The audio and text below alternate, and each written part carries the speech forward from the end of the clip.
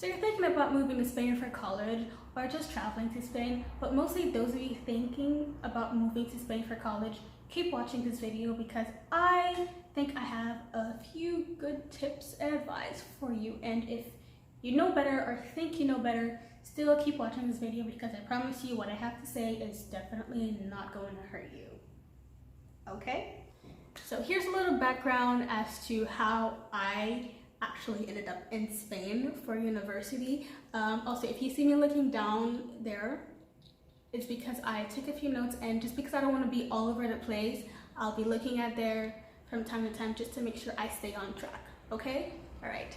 Now, 2 years ago, I graduated high school in my born and raised country, Haiti. And after 1 year, I'd say year and a half of college searching and scholarship browsing, I decided that American international student tuition was not for me. And let me say, the reason why I chose American or America as an example is because usually once we graduate high school in Haiti, or those of us that come from these American accredited schools or like these English speaking schools, usually we fly out to the States to get a degree. But yeah, that was not the one for me. Okay, so I decided I decided America, not for me. And I started to look at schools in Europe because, guys, no matter how many times they tell you you can get a scholarship, it's a lie. Okay, maybe that's that was a little personal, but it's a lie. It really is a lie. As I was saying, scholarships don't want me, or scholarships don't want you. You want a scholarship, they don't want you. Okay? Done with the negativity. As I was saying, I started to look at schools in Europe, and I ended up picking a university here in Valencia, Spain. So I ended up here in Valencia, Spain, all by my lone self. I still don't know if it's a good idea or a bad idea that I moved here alone, but I mean, I had a roommate, but now she's gone. Yeah, and I'm alone. So I don't know if it's a good idea, if it was a good idea, if it was a bad idea. I'm leaning more towards the good, but who knows? We'll see. Anyways, now as someone who has been living here for a year and a half now, nearly 2 years, October will be 2 years now. As someone who has been here for nearly 2 years, I truly believe I can give you a few tips and advice about those of you who are planning to move to Spain for college. All right, now tip number 1.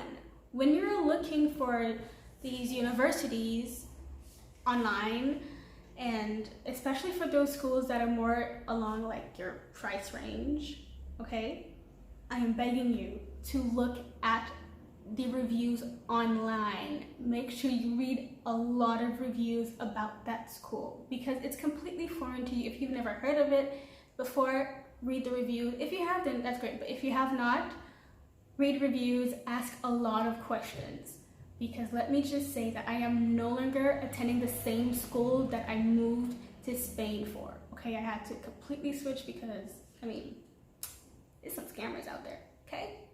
Right, that's all I have to say. Tip number 2, finding housing. I definitely recommend you set up your housing situation before you move in here. It's definitely gonna save you more time and keep you less stressed, okay? Promise, that I promise. I mean, you could find hotels and I don't know, other housing stuff, but really set it up before you come in, okay? Now, I truly believe that housing here in Spain, especially in Valencia, is affordable. And when I say it's affordable, it's affordable. You have different types of housings. You have apartments, okay? You have shared apartments, where you rent a room in that apartment, and then you have student housings also. In terms of pricing, an apartment can be something like, I don't know, from 600 euros, maybe 500 euros, up until 1,000 euros. I mean, really, it really depends on the area, like how close it is to the city center, or close to the beach or stuff like that, okay? But I promise you, they're affordable. The most affordable one really is renting a room in a shared apartment.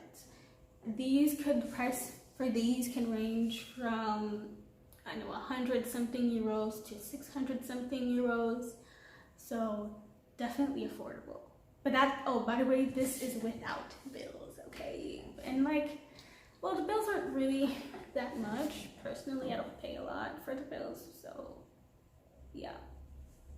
In terms of moving around the city, there are different ways. I mean, you have taxis, you have the metro, you have, what's the other thing? Bicycles.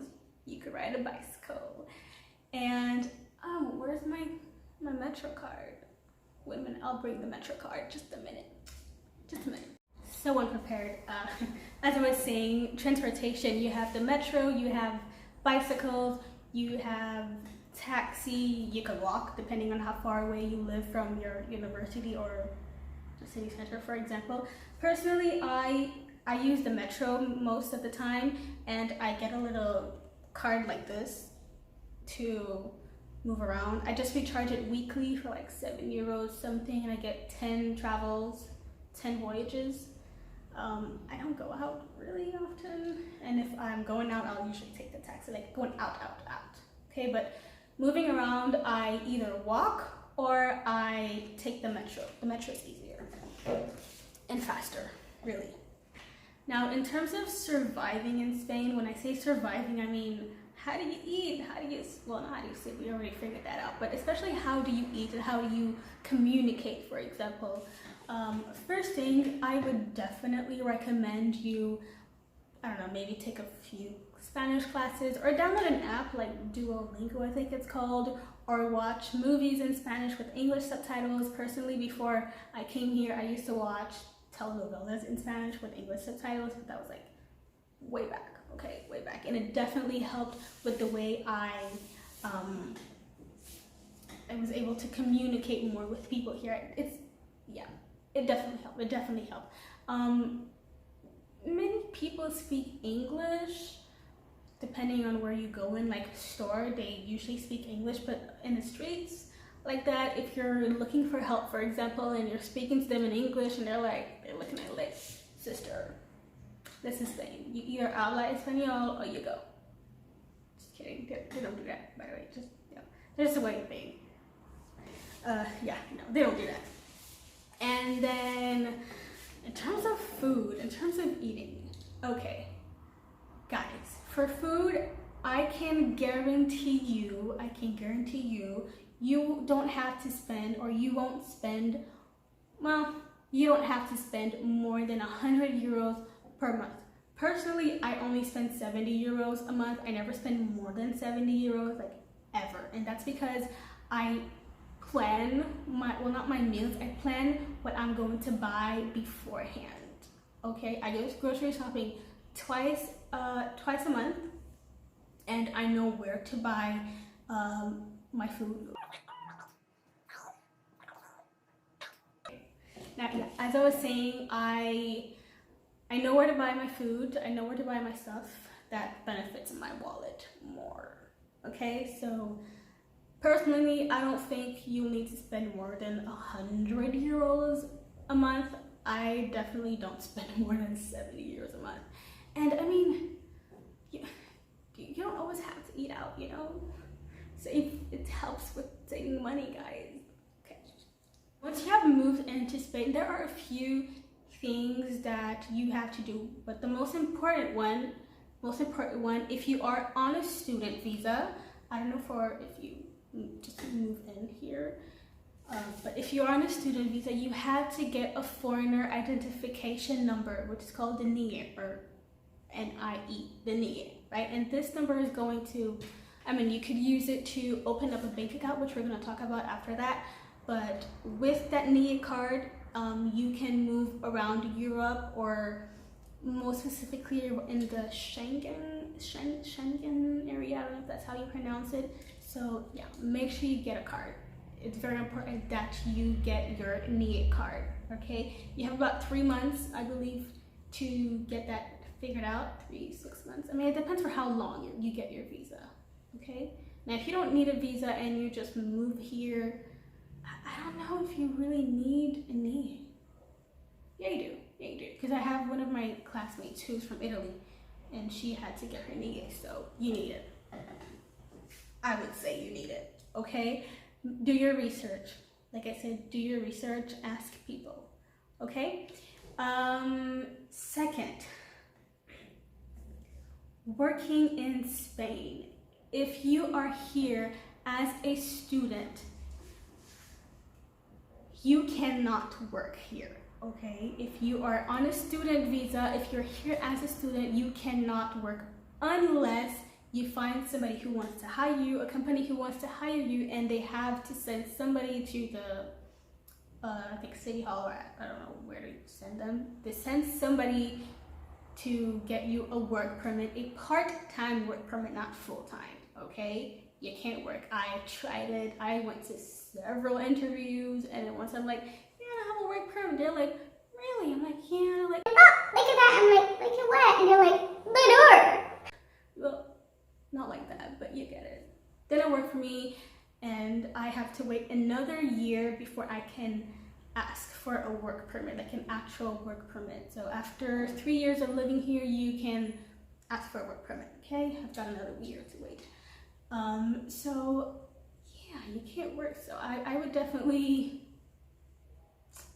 I don't know, savings, I don't know how you're gonna do it. Personally, I'm babysitting, which I don't really need a work permit for, I think.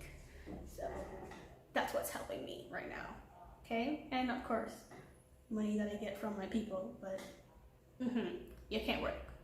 Next, I wanted to talk about getting a bank account here in Spain.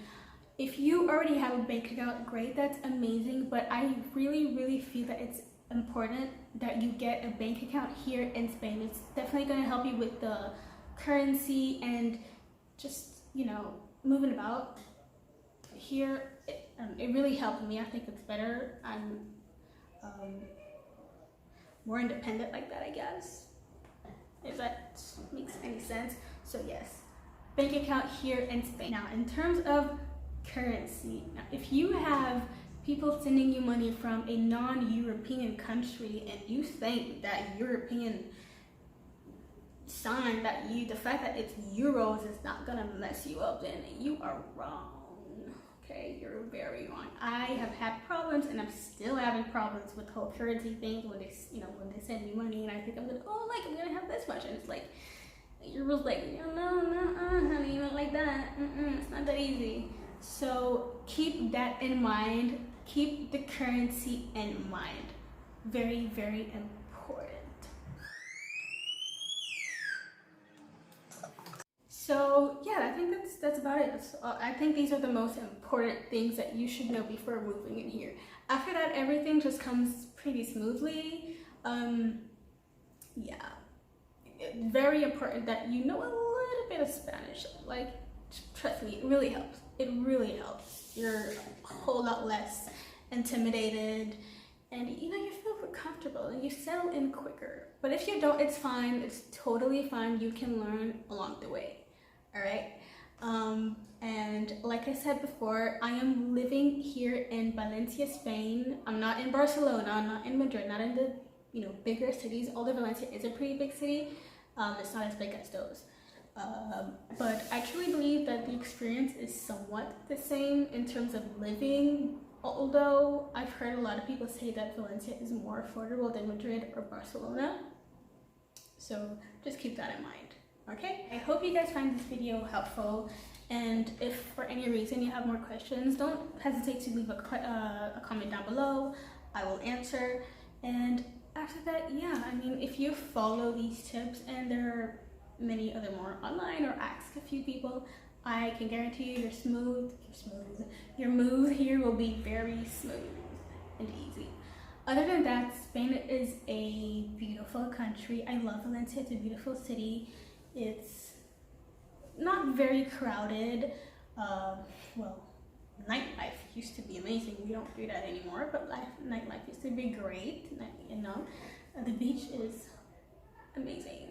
The food is great, although not as seasoned as I would like it to be, but that's okay. I cook my own food anyway, so that's fine, you know?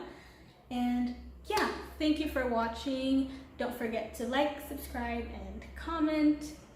And I will see you guys for the next video. Where is this stuff? Bye.